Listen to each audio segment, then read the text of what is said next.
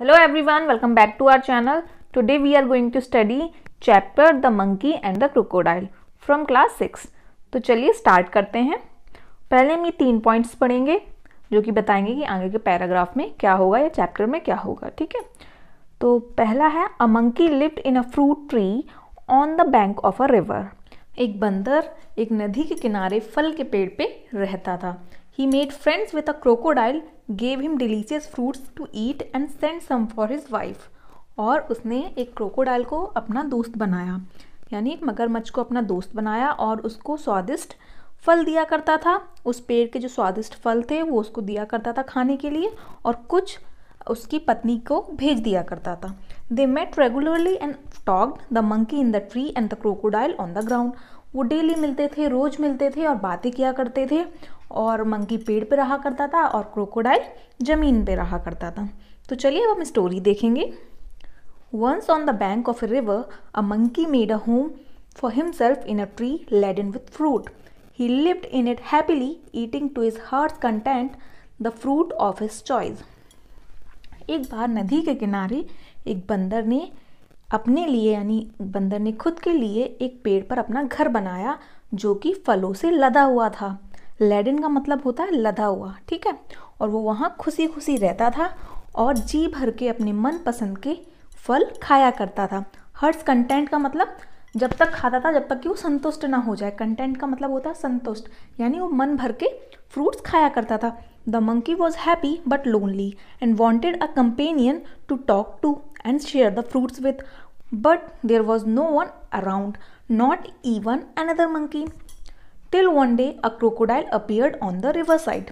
बंदर खुश तो था लेकिन अकेला था और एक साथी चाहता था जिससे वो बात कर सके और अपने फल उसके साथ बांट सके, लेकिन उसके चारों ओर कोई भी नहीं था, यहाँ तक कि कोई दूसरा बंदर भी नहीं था। जब तक उसका कोई साथी नहीं था, जब तक कि एक क्रोकोडाइल यानी एक मगरमच्छ नदी के किनारे नहीं आया।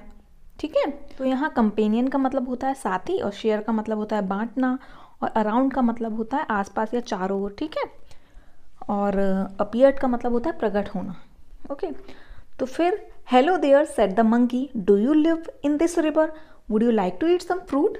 फिर मंकी क्रोकोडाइल को देख के बोलता है कि हेलो, क्या आप इस नदी में रहते हैं, क्या आप कुछ फ्रूट्स यानी कुछ फल खाना चाहोगे। Good morning, replied the crocodile politely, I did come here in search of food for myself and my wife, nice of you to offer me fruit. फिर क्रोकोडाइल जो है मगरमच्छ है वो बड़े प्यार से बड़ा विनम्र होकर गुड मॉर्निंग कहता है और कहता है कि मैं यहाँ खाने की तलाश में आया हूँ अपने लिए और अपनी पत्नी के लिए, और मुझे बहुत अच्छा लगा आपने मुझे फ्रूट्स ऑफर किए यानी फ्रूट्स दिए। ठीक है, the monkey plucked some from the nearest branch and threw them down. फिर बंदर ने अपनी पास वाली शाखा से कुछ फ्रूट्स तोड़े यानी कुछ फल तोड़े और उसको नीचे फेंक दिए। प्लग्ड यानी होता है तोड़ना। The crocodile found them delicious, thanks he said. फिर क्रोकोडाइल ने वो फ्रूट्स लिए और खाए, उसको वो बहुत डिलीशियस लगे, बहुत स्वादिष्ट लगे। उसने कहा धन्यवाद। May I have some on my next visit. फिर क्रोकोडाइल कहता है क्या मुझे जब मैं अगली बार आऊँगा, जब मैं दोबारा आऊँगा यहाँ विजिट करूँगा तो क्या मुझे कुछ और फल मिल सकते हैं।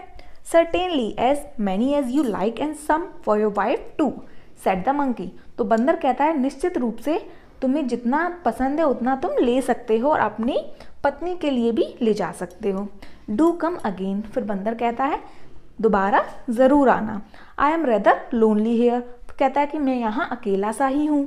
The crocodile visited the monkey regularly and ate the fruits which his host threw down. तो क्रोकोडाइल मंकी से रोज मिलने आता था और वो स्वादिष्ट जो डिलीशियस फ्रूट्स थे उसको खाया करता था, जो कि उसका होस्ट नीचे फेंकता था वो उसको खाया करता था। होस्ट का मतलब होता है मेजबान। जैसे कि हम किसी के घर जाते हैं तो वो होस्ट हो गया और हम गेस्ट हो गए, मेजबान और मेहमान। ठीक है, ही टुक सम होम फॉर हिज वाइफ, और कुछ अपनी पत्नी के लिए वो घर ले जाया करता था। The monkey and the crocodile were now the best of friends. Monkey और क्रोकोडाइल यानी मगरमच्छ और बंदर अब बहुत अच्छे दोस्त बन गए थे। They talked and were never tired of talking. वो बात किया करते थे और कभी भी अपनी बातों से थका नहीं करते थे। हमेशा बात किया करते थे, करते रहते थे, लेकिन कभी भी बातों से थकते नहीं थे। They talked about words and animals, about the villages nearby and the difficulties villagers faced in raising good crops for lack of rain. वो बात किया करते थे पक्षियों की, जानवरों की, और उनके पास वाले जो गांव वालों की बात किया करते थे, उनकी कठिनाइयों के बारे में बात करते थे, जो कि उन्हें फसल उगाने में जो परेशानियां होती थी उसके बारे में बात किया करते थे। पानी की कमी की वजह से उन्हें जो भी परेशानी होती थी उसके बारे में वो बात किया करते थे। अब हम ये 3 पॉइंट्स पढ़ेंगे जो कि बताएंगे कि नेक्स्ट पैराग्राफ में क्या होगा, ठीक है। The crocodile's wife was annoyed because her husband came home late. तो जो मगरमच्छ की पत्नी थी वो उससे नाराज़ थी क्योंकि उसका जो हस्बैंड था यानी जो मगरमच्छ था वो घर देरी से आया करता था। सी didn't like his friendship with the monkey.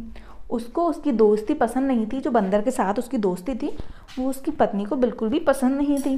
The crocodile couldn't all together ignore his wives wishes. मगरमच्छ अपनी पत्नी की इच्छाओं को पूरी तरीके से इग्नोर नहीं कर सकता था, यानी नज़रअंदाज नहीं कर सकता था। तो अब हम आगे के पैराग्राफ पढ़ेंगे। One day the crocodile stayed with the monkey longer than usual. एक दिन मगरमच्छ बंदर के साथ कुछ ज़्यादा देर तक रुक गया, यानी कि जैसे वो और दिनों तक रुकता था उससे ज़्यादा देर तक रुक गया। जैसे कि मान लो वैसे वो 2 घंटे रुकता है, लेकिन उस दिन वो 4 घंटे तक रुक गया। His wife was annoyed waiting and waiting managing the little crocodiles that had just been hatched. और उसकी पत्नी बहुत नाराज़ थी, वो इंतज़ार कर रही थी और अपने छोटे छोटे बच्चों को, यानी जो क्रोकोडाइल के बच्चे थे उनको संभाल रही थी, जो कि जस्ट अभी अंडे से ही निकले थे। हैच्ड का मतलब होता है जब बच्चा अंडे से निकलता है, उसका मतलब होता है हैच, ठीक है। She said, who is this friend of yours you are so fond of. तो वो मगरमच्छ से कहती है, कौन तुम्हारा ऐसा दोस्त है जिसको तुम बहुत पसंद करते हो? Oh he is a very nice monkey, he replied. तो क्रोकोडाइल कहता है कि अच्छा वो बहुत प्यारा एक मंकी है, यानी बंदर है। He lives on a fruit tree, और वो एक फल के पेड़ पर रहता है। He sends fruits for you every day, और वो तुम्हारे लिए फल रोज भेजता है। You don't expect me to climb trees do you. फिर वो अपनी पत्नी से कहता है, तुम ये उम्मीद तो नहीं करती कि मैं पेड़ पर चढ़कर तुम्हारे लिए फल लाता हूँ? ऐसा वो पूछता है। A nice monkey I am sure, replied the wife with obvious sarcasm. तो वो ताना दे के कहती है, यानी सरकाज्म का मतलब होता है थोड़ा ताना दे के कहना, ठीक है, कि अच्छा बहुत अच्छा बंदर, मुझे पता है।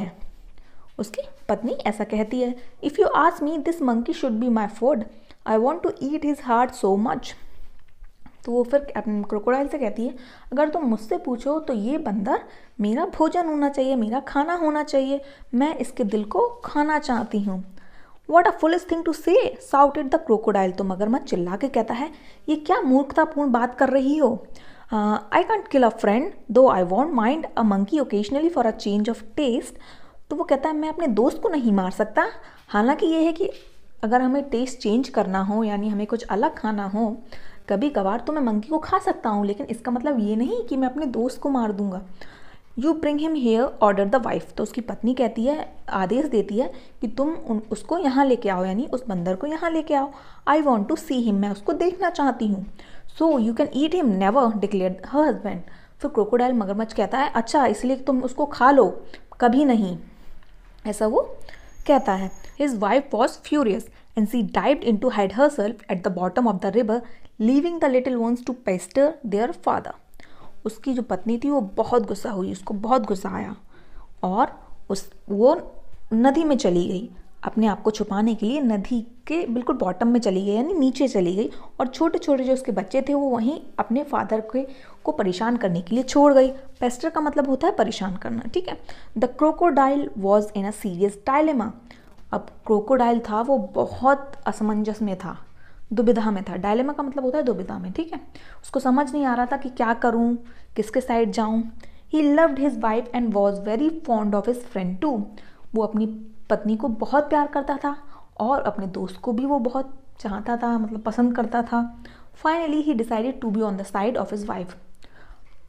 फाइनली मतलब अंत में उसने क्या किया कि उसने डिसीजन ले लिया, उसने फैसला कर लिया कि वो अपनी वाइफ के साइड रहेगा। She was his life partner after all. आखिरकार वो उसकी लाइफ पार्टनर है। I know it's a sin to betray a friend but I have no choice. तो फिर वो कहता है कि मुझे पता है कि ये पाप है। सिन का मतलब होता है पाप, ठीक है। ये पाप है कि अपने दोस्त को धोखा देना, ठीक है। But I have no choice, लेकिन मेरे पास कोई रास्ता ही नहीं है। ही सेड टू हिमसेल्फ, मगरमच्छ खुद से कहता है, I will invite the monkey home and hope for the best. मैं मंकी को, बंदर को इन्वाइट करूँगा, आमंत्रित करूँगा अपने घर के लिए और आशा करता हूँ कि सब अच्छा होगा, ठीक है। My wife wants you over for a meal dear friend, said the crocodile when he visited the monkey next. You must come home with me today. जब वो अगली बार मंकी से मिलने जाता है तो उससे कहता है कि मेरी पत्नी चाहती है कि तुम खाने पर आओ हमारे घर, और आज ही तुम मेरे साथ मेरे घर खाने के लिए चलो। ऐसा वो जब वो मंकी के पास जाता है ऐसा कहता है। With pleasure said the monkey, तो बंदर कहता है बड़ी खुशी से, I am no swimmer but can ride on your back, and they set out. फिर वो मंकी कहता है कि मैं कोई स्विमर नहीं हूँ, यानी मैं कोई तैराक नहीं हूँ, लेकिन मैं तुम्हारे पीठ पे सवारी कर सकता हूँ।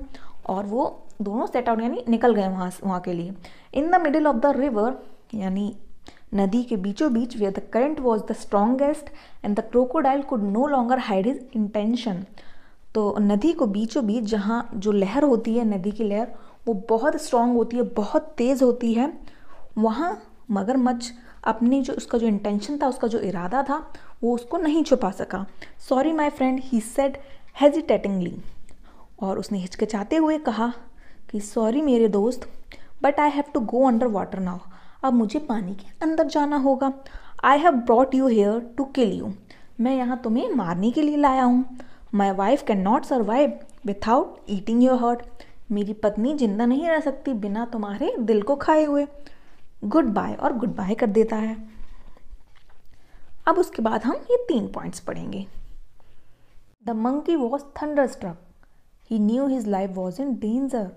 तो बंदर हक्का बक्का रह गया और थोड़ा चकित हो गया। वो उसको पता था कि उसका जीवन खतरे में है। He kept his cool and persuaded the crocodile on a pretext to swim back to the tree. उसने अपने आप को ठंडा रखा, धैर्य रखा और मगरमच्छ को राजी किया किसी बहाने से कि वो दोबारा से स्विम करके, यानी दोबारा तैर के उस पेड़ के पास पहुंच जाए। He decided then to discontinue his friendship with the crocodile.